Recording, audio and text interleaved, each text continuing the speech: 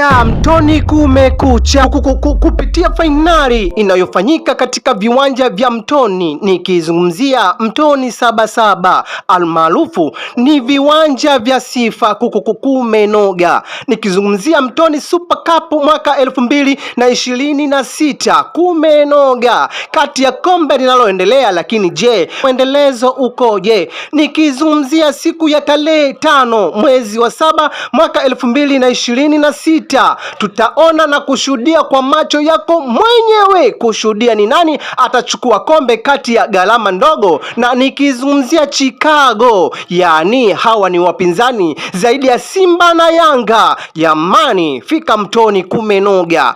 Lakini pia bila kumsahau mdhamini, nikimzungumzia Sheikh Shafi, muhazili mkuu wa kimataifa, yani kumenoga Mtoni. Usikose, kama hauna miguu mwazime hata jirani yako, kwani sema Mtoni kumenoga. Lakini sikuishia hapo.